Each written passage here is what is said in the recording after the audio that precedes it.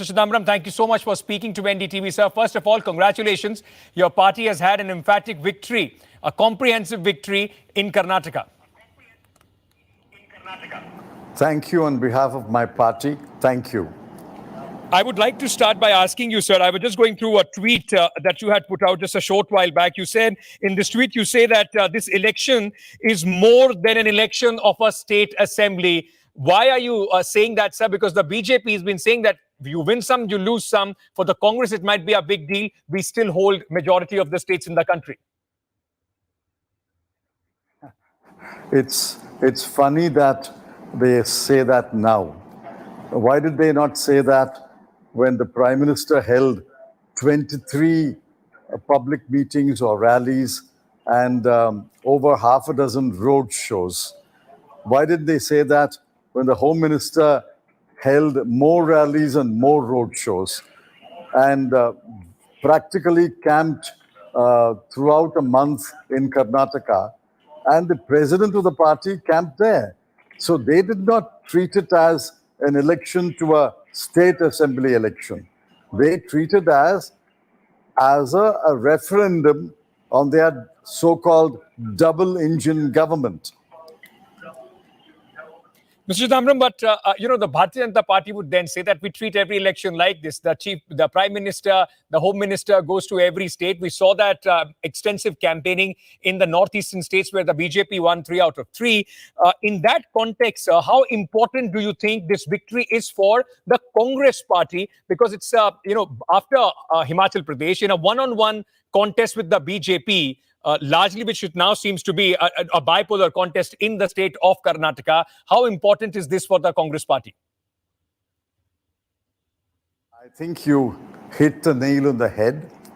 This is the first major election where it's more or less a direct fight between the BJP and the Congress. In the Northeast, the situation is very different. There are too many small regional parties, each affiliated to one area or a tribe. And therefore, it is never a contest between the BJP and the Congress. Here, although the JDS is a party, it's a party with diminishing appeal. So it's the first major party state where there's a direct one-on-one fight between the BJP and the Congress. And therefore, we are doubly happy that the Congress has been able to defeat the BJP.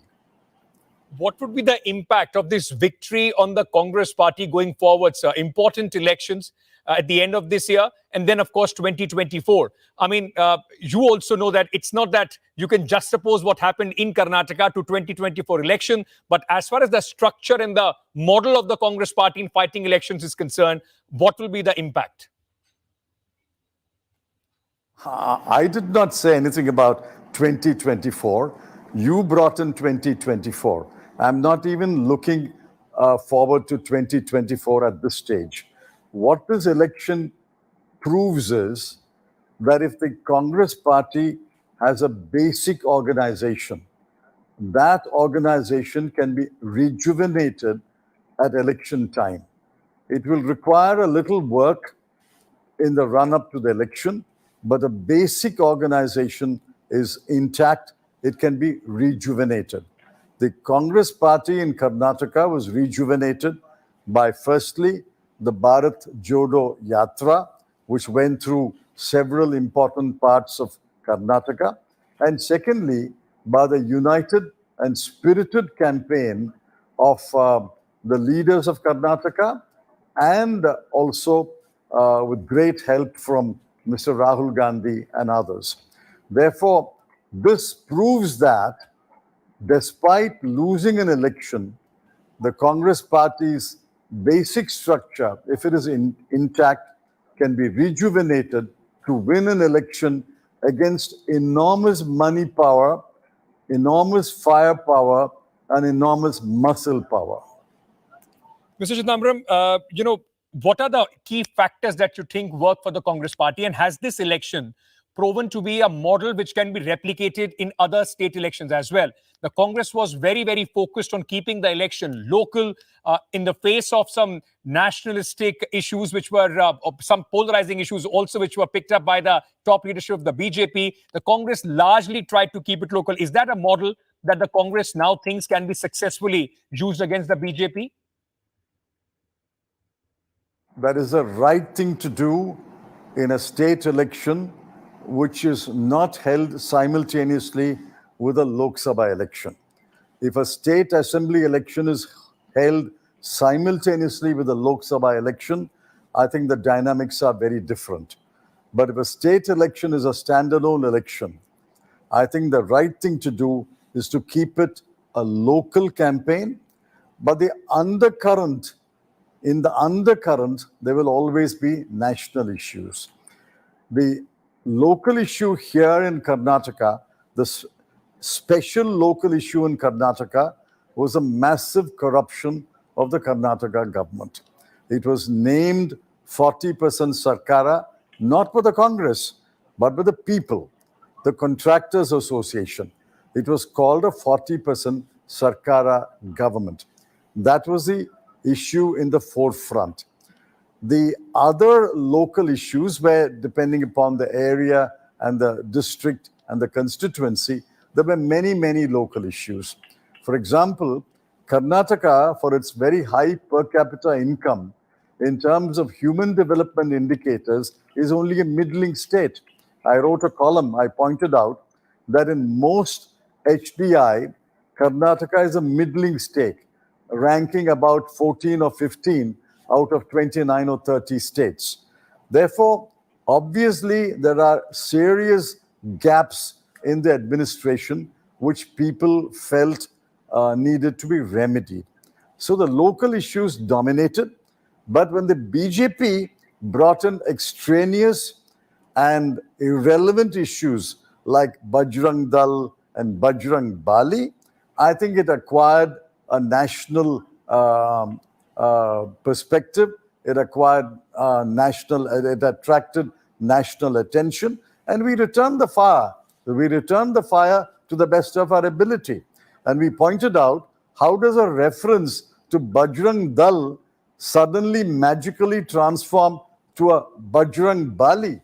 And when the Prime Minister led his every speech, opened his every speech and closed his speech with a chant, Jai Bajrang Bali, I think that pointed out to the people of Karnataka that there's something dangerously going wrong in this election campaign.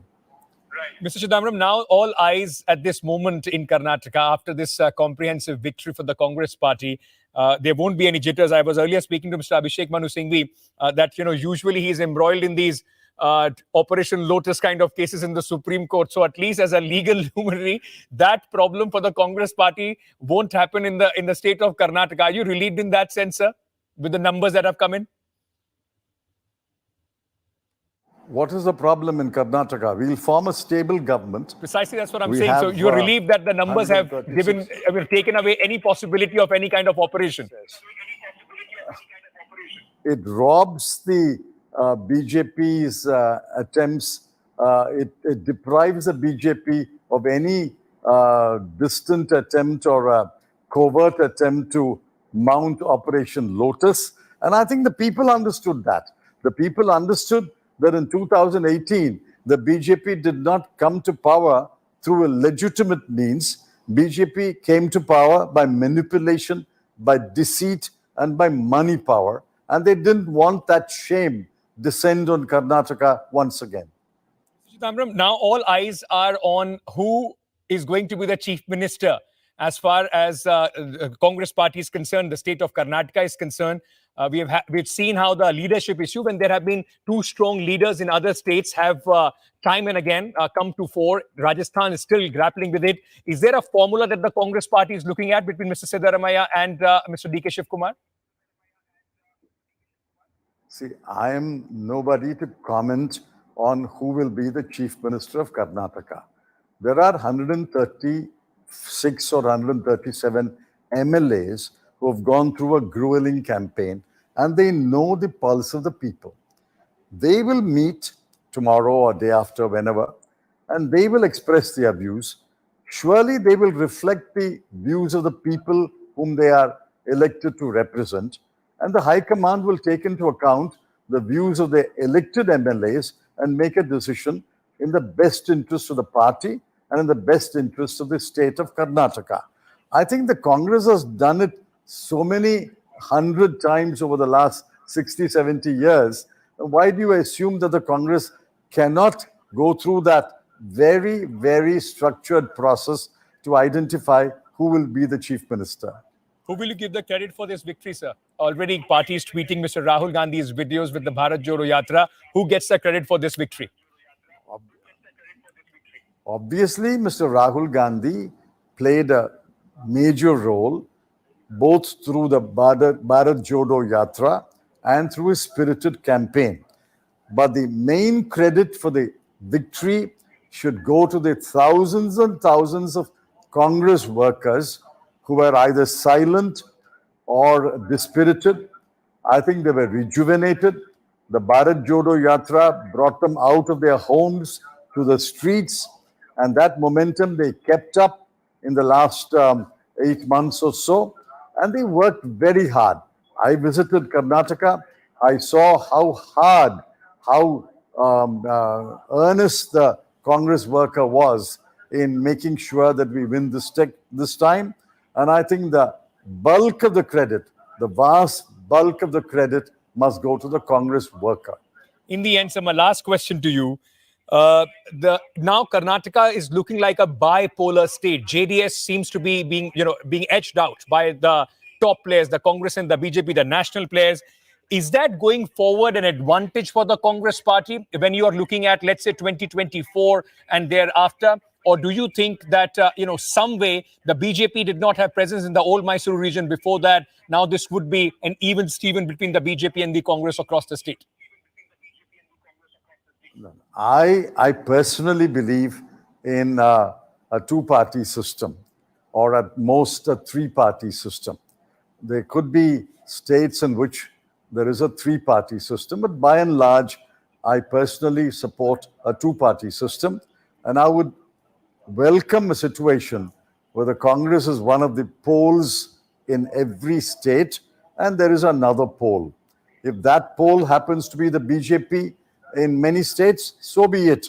It's not for me to say who the pole should be. If the BJP is the pole in most of the northern states, so be it. Rajasthan, Madhya Pradesh, Chhattisgarh, Jharkhand. The Congress is one pole and the BJP is another pole. So be it. But we will fight them directly.